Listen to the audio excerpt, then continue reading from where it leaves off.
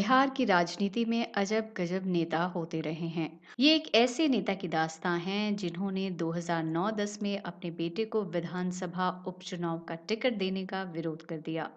बगावत पर उतरे बेटे ने भाजपा का दामन थाम लिया, लेकिन पिता ने भी हार नहीं मानी और अपनी पार्टी के उम्मीदवार का प्रचार कर बेटे को हरा दिया। अब हालात बदल गए हैं। बेटा भाजपा से बाहर है और इस चुनाव में राजद का उम्मीदवार है रामगढ़ से ही। पिता का विरोध गायब है या फिर मौन सहमति है। इस शख्स ने तब भी बेटे के खिलाफ रामगढ़ की जनता और पार्टी के लिए अग्नि परीक्षा दी थी और 2020 के चुनाव में एक बार फिर उन्हें अग्नि परीक्षा देनी होगी, उसी बेटे के लिए और उसी पार्टी की रामगढ़ में जीत के लिए। उनके समक्ष बेटे को जिताने की चुनौती है क्योंकि वो राजद के प्रदेश अध्यक्ष भी हैं। ये कहानी है 6 बार के विधायक, एक बार सांसद और बिहार में कई बार मंत्री रहे जगदा बाबू यानी जगदानंद सिंह और उनके बेटे सुधाकर सिंह की।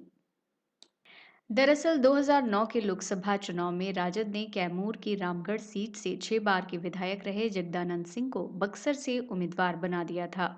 लालू के खास रहे जगदा बाबू चुनाव जीत गए। रामगढ़ की सीट खाली हो गई। 2009 में ही उपचुनाव घोषित हुआ। पार्टी चाहती थी कि जगदा बाबू के बेटे सुधाकर सिंह को यहां से टिकट दी जाए, लेकिन कर्पूरी ठाकुर और जेपी को आदर्श मानने वाले जगदा बाबू का कहना था इससे वंशवाद को बढ़ावा मिलेगा, आम कार्यकर्ता निराश होंगे। उधर राजनीतिक महत्वाकांक्षा पाले सुधाकर सिंह भी चाहते थे कि उन्हें टिकट मिल जाए, लेकिन जगदानंद सिंह ने अंबिका यादव को टिकट दिलवाया और ठाकुर बाहुल्य सीट पर उन्हें जीत भी दिलवाई।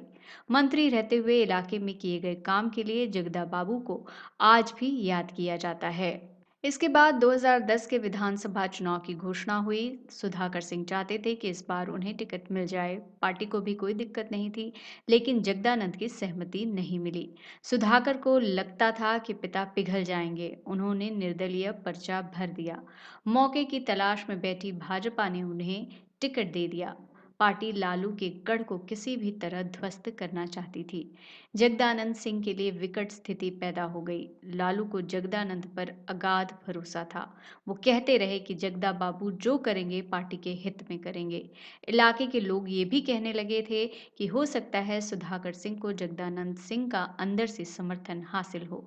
बस क्या था। इसी मिथक को तोड़ने के लिए जगदानंद सिंह ने रामगढ़ में कैंप कर दिया। उन्होंने राजद प्रत्याशी का प्रचार और भाजपा का खुलकर विरोध किया। सुधाकर सिंह चुनाव हार गए।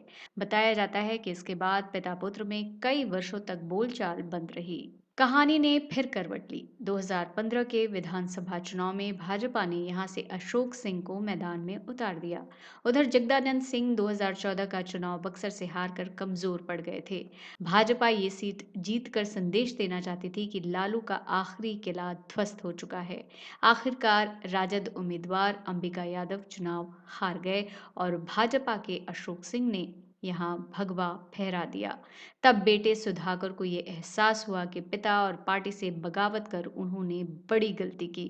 दरअसल जगदानंद को बेटे के टिकट से ऐतराज नहीं था, लेकिन वो चाहते थे कि सुधाकर पहले पार्टी के लिए काम करें, फिर टिकट का दावा करें। केवल जगदानंद के बेटे की वजह से उन्हें टिकट नहीं दिया जाए। अब जबकि राजद की पहली सूची में सुधाकर सिंह को रामगढ़ से उम्मीदवार बनाया गया है, पार्टी के प्रदेश अध्यक्ष के तौर पर रामगढ़ की सीट फिर से भाजपा से छीनने के लिए अपने बेटे सुधाकर सिंह को जिताना जगदा बाबू के लिए किसी अग्नि परीक्षा से कम नहीं होगा। सत्ता विमर्श ब्यूरो की रिपोर्ट।